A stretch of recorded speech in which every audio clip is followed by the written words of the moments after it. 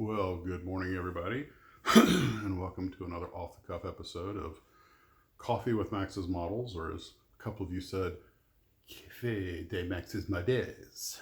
Bienvenue, bienvenido, willkommen, welcome.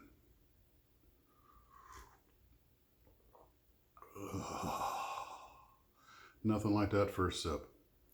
And in case you're wondering, strong and black.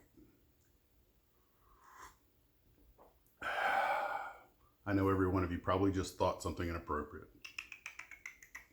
What should we talk about this morning? How about this?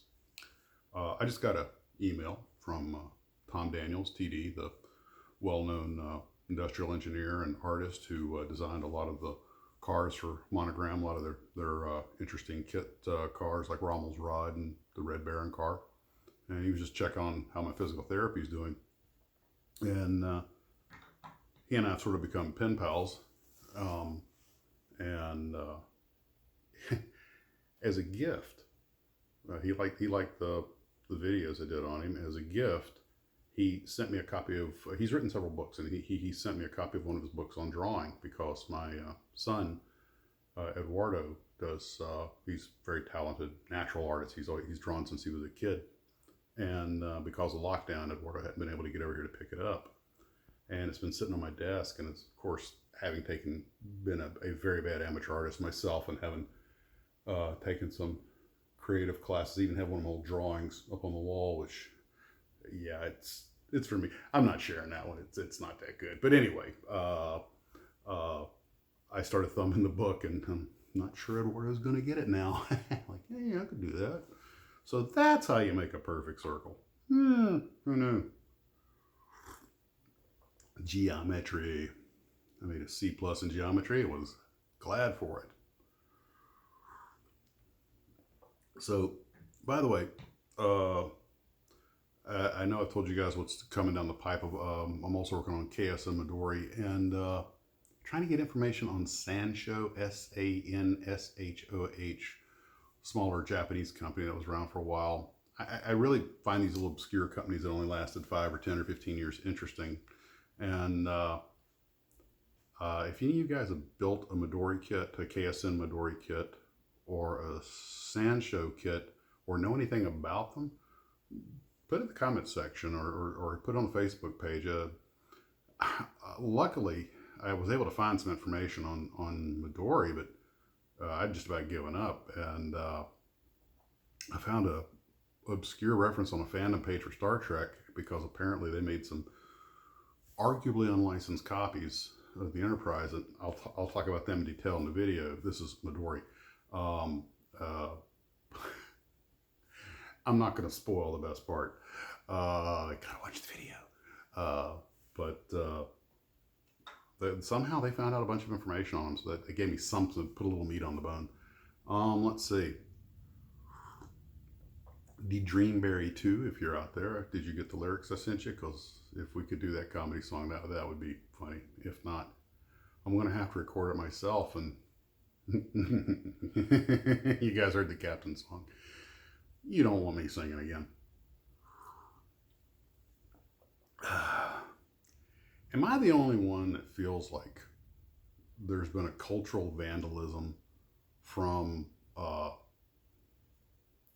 certain forces? And I understand, I really think they have the best intent, that some kits from some nations of the Second World War don't get accurate decals, especially on the tail fins and fenders, and I think we all know where I'm going. Or when you get them, they're split in half, like somehow that makes everything better, or they're just not there. I mean, don't get me wrong, I'm not glorifying anything, but history's history. Come on, guys. Be better. Then I guess, you know what, maybe they think they are. Maybe I'm wrong. If you think I'm wrong, say so. But as always, let's be polite. Oh, what else can I rant, rave, and scream about? So, somebody asked me about the worst kit I've ever made. That could be a video in itself. But in a nutshell, if any of you guys have made the Revell or Monogram, their Space Command Center, it's something that never really existed. Which they thought the space station would look like. I tried to put together and wound up, long story short, it's all stacked up in a box in the shed. I'm just like, you got to be kidding me. I might do a video on that. But if you were wondering what the worst kit I ever made was, oh, that's it. Oh yeah, but they gave these spindly plastic arms with these gigantic heavy plastic solar arrays are supposed to hang on. It just oh god, it sagged like, well, it just sagged badly. Trying to keep this kid friendly. You never know who's going to see it. But anyway, one of the more interesting kits I stumbled onto, and apparently it's been around. I guess they did a Jaws kit with the shark back when the movie was big, and there's still somebody putting one out. And I almost got it because that was just interesting. And I was joking with somebody about that, and I was like, hey, if us eating cow gives us cholesterol, if a shark eats us, does it get cholesterol? And that led me to kind of make up a joke about what would a mother shark say to the baby shark. Don't eat the American tourist. They're nothing but fat. Get one of those nice Japanese tourists. They're already full of fish oils. Oh, I'm gonna catch hell over that one. I'm sorry. I just thought it was funny. Yeah, I'm a jerk. Think about it. Japanese eat a lot of fish. So, okay. Anyway, let's see. If you had to be in the original Star Trek universe, and you had to serve on a Klingon ship, would you rather serve on a bird of prey or a battle cruiser? Because for me, it's the battle cruiser. To me, that's always the classic Klingon ship, even though the bird of prey is kind of taken over. And I admit it's an interesting vessel. It's pretty cool. Put in the comments, what do you think is the coolest fictitious spaceship not from Earth? Not from Earth. You know, wow, there's a lot of meat on that bone, but no, I think I'm going to stay with the K9 Battlecruiser. I don't know who dreamed that thing up, or the Enterprise for that. Well, Matt Jeffries did the Enterprise. I'm not sure if he did the Klingon ship or not, but the angular features, the long, it's just a wicked cool ship. It's a wicked pizza. So I finished the Cheyenne. I finished the Piasecki Hup. By the way, doing research for that, and yes, I know the decals I put on are not. I created my own decal pattern for that, but I just wanted to.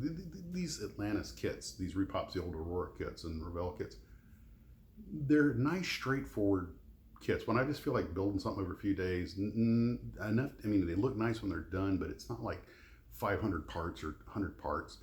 And of course, there's the nostalgia factor. They're just so much fun, and they're not very expensive. And I'm not trying to plug Atlantis again, even though I'd still like to get up with them for an interview. I'm not trying to plug them though. That's just purely coincidental. Purely coincidental. Oh God, my gobbler's flapping on that one. I'm gonna shake my beard off. But they were just fun, and that's what this is all about. And I'm not knocking the guy with the loop in the eye that's, you know, making sure he's got the correct seatbelt type for the 1940 version of the F28F3 Buffalo. That's great. I have nothing but respect for that. But everybody's got a different, you know, frustration factor level. I mean, you got the casual builder, which is really what I am. I'm a casual builder. And kits from like Glencoe, a lot of these older pressings, yeah, there's the nostalgia factor for sure. But I just really, those kits don't argue with you. You get into the IMC kits or Fujini, especially the hardest. What's the hardest kit you ever built? Because I know what mine was. I forget who made it, but it was the Vincent Black Shadow.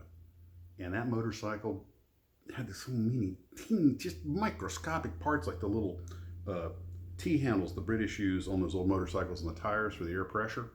When you scale that, and the detail was incredible. I actually managed to do a halfway decent job on it, and it's on a friend's shelf right now. But my God, you really need jeweler's tools. Those kind of kits are not for the uninitiated.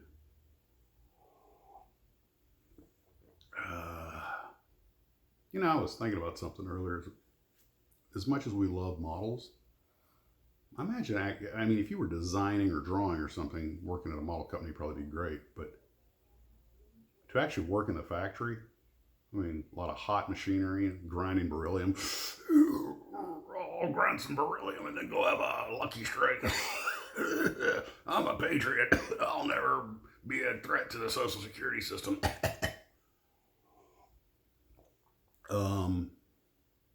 But that actually working on the line looks like damned uncomfortable, tedious work.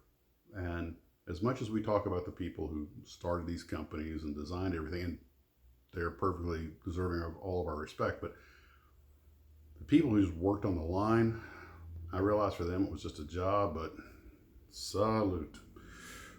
Or if you're from Airfix, salute. So that prompted another thought, which got away as quick. You know, I've learned what happens as you get older. The brain gets harder, and like a bowling ball, it gets a smooth surface, so thoughts slide off real easy. That's why old people forget stuff so much. What was I talking about? Well, anyway, I'm down to my last sip of coffee. I'm kind of enjoying this. I hope you guys are. This is completely casual, unscripted. You're seeing it warts and all.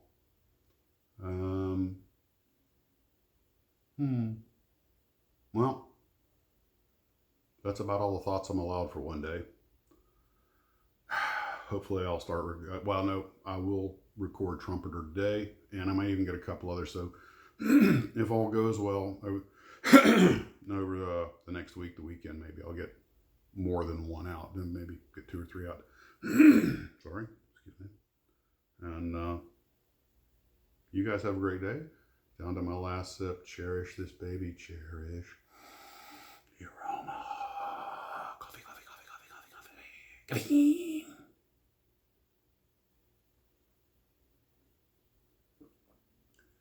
Oh, as you can tell by the camera angle, I listen to your comments. No more booger inspections. Guys, you have a great day. Be safe. See you later.